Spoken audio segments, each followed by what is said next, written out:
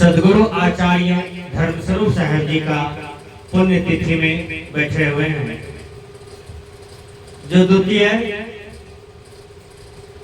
पुण्य तिथि है, संत कबीर परिवार कुआनी जीवजपुर पावन के धरती पर बड़ा ही धूमधाम, बड़ा ही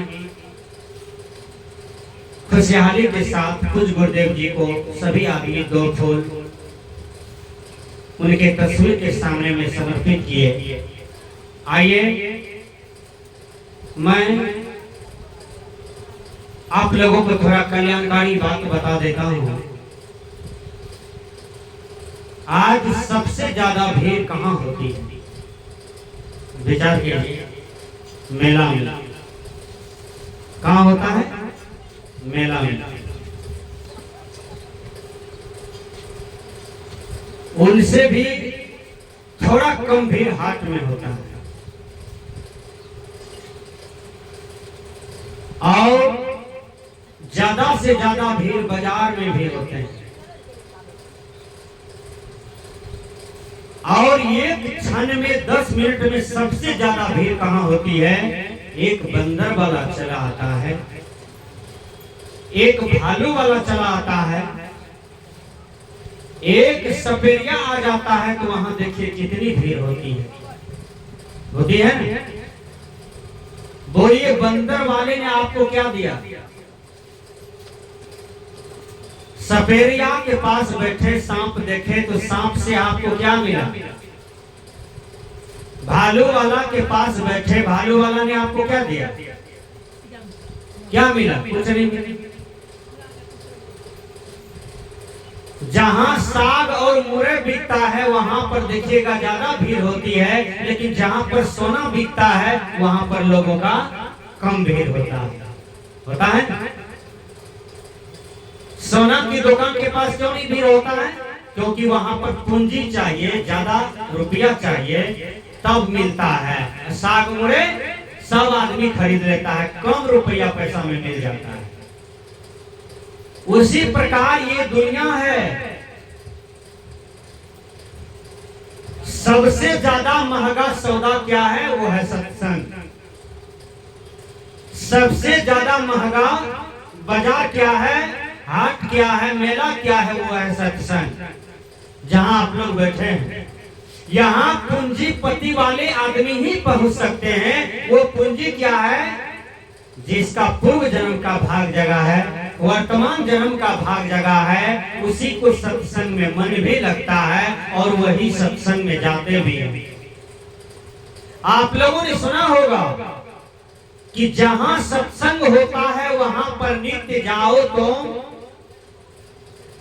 हमें फुर्सत नहीं कहकर बात को बहलाओ तुम, ऐसा काम मत करो।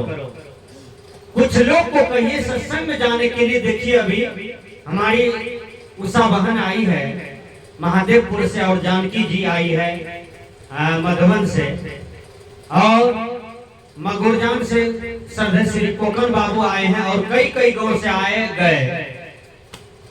तो ये लोग भी बहुतों को बोले आने के लिए, लेकिन नहीं आ पाए। इसी समाज में मैंने बहुतों को दल दिया, निमंत्रण दिया आने के लिए, वो नहीं आ पाए। दिन रात कहां समय दे रहे हैं?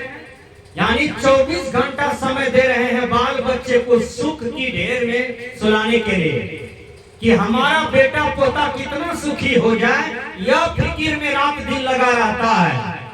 और इसके लिए वो सत्संग को भी त्याग देता है, भंडारा को भी त्याग देता है, इसके लिए संत महापुरुषों का दर्शन को भी त्याग देता है, इसके लिए उत्तम तीर्थ जो सत्संग है उनको भी त्याग कर देता है। सजनों, आदमी को अंतिम में काम न बेटा देता है, न बेटी देता है, न धन दौलत देता है, न तो माया देता है। कोई काम नहीं देता है। आदमी को अपना कर्म ही काम देता है, आदमी को अपना धर्म ही काम देता है। इसलिए कर्म कीजिए, कर्म क्षेत्र में मजबूत होकर के और बढ़िया बढ़िया कर्म कीजिए, ताकि इस दुनिया से आप चले भी जाएंगे ना तो आपका नाम बढ़िया से लोग लेगा, आदरणीय समझेंगे लोग, पूजनीय समझेंगे लोग।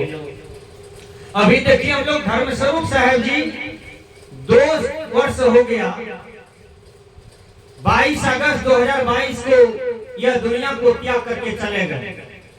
आज तक धर्म स्वरूप साहब घर घर में गूंज रहे हैं, मरे नहीं है, अमर हैं।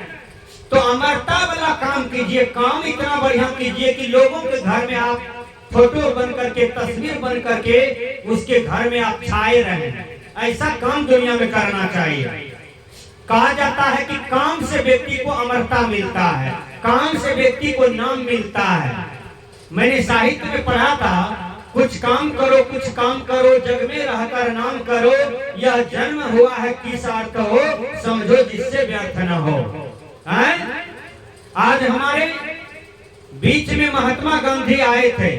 महात्मा गांधी भारत माता की सेवा करते करते गोली खा लिए सीना में और दुनिया से चले गए। विचार कीजिए, संत विनोबा जी इस दुनिया में आए और विनोबा जी लोगों से जमीन मांग मांग करके बंटवारा कर दिए और 1 कट्ठा जमीन भी अपने नाम पर नहीं रखे। विनोबा जी कितना महान था, विचार कीजिए। विनोबा जी कितना भगवान था कि गरीबों के लिए जमीन मांगा और अपने नाम पर 1 कट्ठा भी जमीन नहीं रखा, न कहीं घर बनाए, मांगते मांगते चले गए। विनोबा जी की जिंदगी कितना महान है, जानते हैं आप? विनोबा जी की माँ बीमार पड़ गई, विनोबा जी की माँ बीमार पड़ गई। और माँ तो महान होता है, पिता तो महान होते हैं, क्योंकि माता पिता का सेवा भगवान राम भी किए हैं। कृष्ण भगवान भी जब देवकी और वासुदेव के पास पहुंचे तो उनको चरण छू करके प्रणाम किए और उनका भी सेवा किए। भगवान ही माता पिता का सेवा किए हैं। तो विनोबा जी की माँ बीमार पड़ गई। विनोबा जी भारत माता के कार्य में लीन थे, देश सेवा में लीन थे। एक आदमी गया, कहा आपके माँ हॉस्पिटलाइज है और बहुत बड़ी बीमारी हो गया है, चलिए भेंट कर लीजिए। दौरे दौरे विनोबा जी गए माँ के पास, हॉस्पिटल में माँ एडमिट थी। विनोबा जी गए, प्रणाम करके कहा माँ आंखें खोलो, हम विनोबा तुम्हारे पास आए हैं भेंट करने के लिए। माँ क्या हुआ? तो विनोबा भाभी की माँ खोलती है और कहती है, विनोबा तुम को हम जन्म दिए हैं भारत माता का सेवा करने के लिए और हम बीमार पड़ गए तो तुम यहाँ तक पहुँच गए हो। विनोबा तुम यहाँ से निकलो, हम मर भी जाएंगे तो तुम यहाँ नहीं आना। आज तुम्हारे जैसे बेटा को इस भारत माता को जरूरत है। हमने तुमको देश सेवा के लिए जन्म दिया है, बल्कि हमारे लिए नहीं, हमारे लिए जो बेटा है वो हमारे पास है, मैंने उनको सेवा के लिए रखा है। तुमको भारत माता के चरणों में दिया है, भारत माता की सेवा करो। विनोबा यहाँ से निकलो, नहीं तो मेरा जीवन में कलंक लग जाएगा। और विनोबा निकल गए। 1 किलोमीटर जब गए विनोबा जी, एक आदमी दौड़ करके गया, कहा विनोबा जी लौट चलिए, आपकी माँ डेथ कर गई। कहा एक माँ न मर गई, भारत माता आज बीमार है, हम भारत माता को स्वस्थ करने के लिए जा रहे हैं। विनोबा जी नहीं लौटे और चल दिए। आज विनोबा जी का नाम अमर है इस दुनिया में। क्यों? क्योंकि उन्होंने देश का सेवा किया। आदमी सेवा से महान बनता है। जो बेटा बाप का सेवा करेगा वही बाप न बेटा को सेवा देगा, वही बेटा न आशीर्वाद को पाएगा।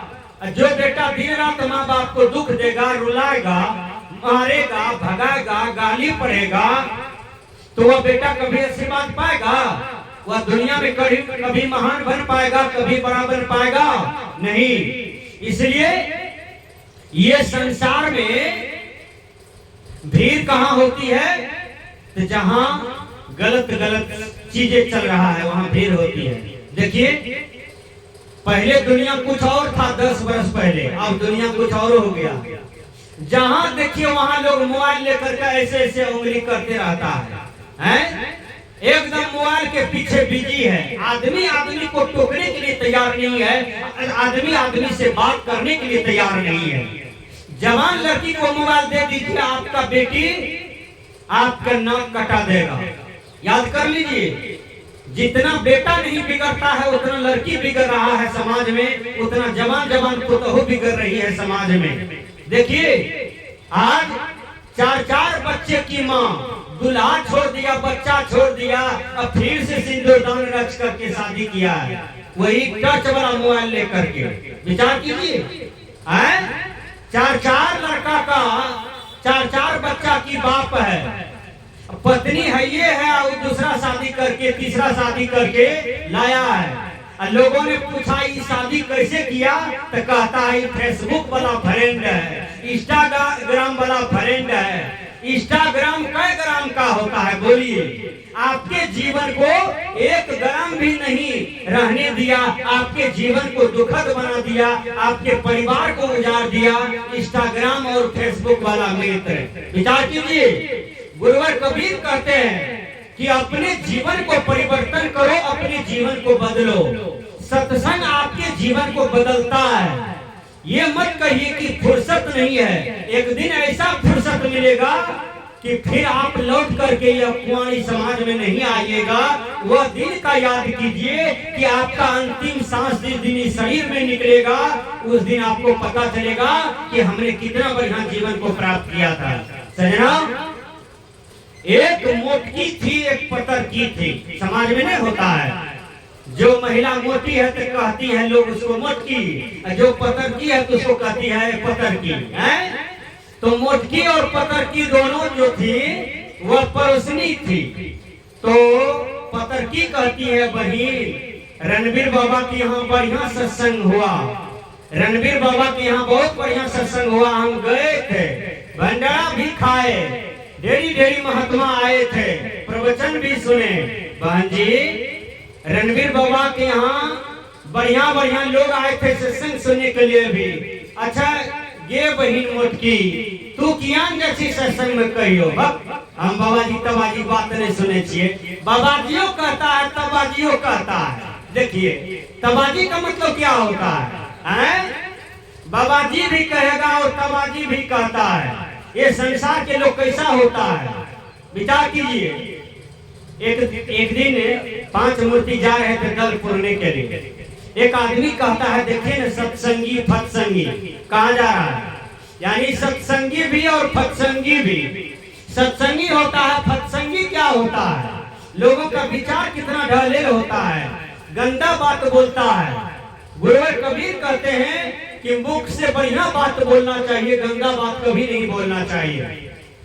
तो कहती है गे बहिन मोटकी, कहिया के भी सत्संग में उम्र भाग लो 75 बरस, ऐ बहन मोटकी उम्र 75 का हो गया, अब तुम सत्संग कब करोगी?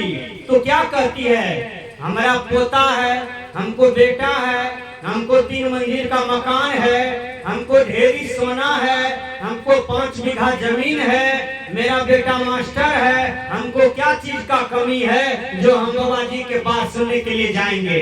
देखिए घमंड कितना आदमी को घालता है, अहंकार आदमी को कितना चोट पहुंचाता है। अहंकारी व्यक्ति अपने भीतर को दुख देता है, अपनी आत्मा को दुख देता है। वो देखिए अचानक एक दिन मुटकी बनमनखी से आई और उसका हार्ट अटैक हो गया, शाम में चली गई सब कुछ छोड़ करके।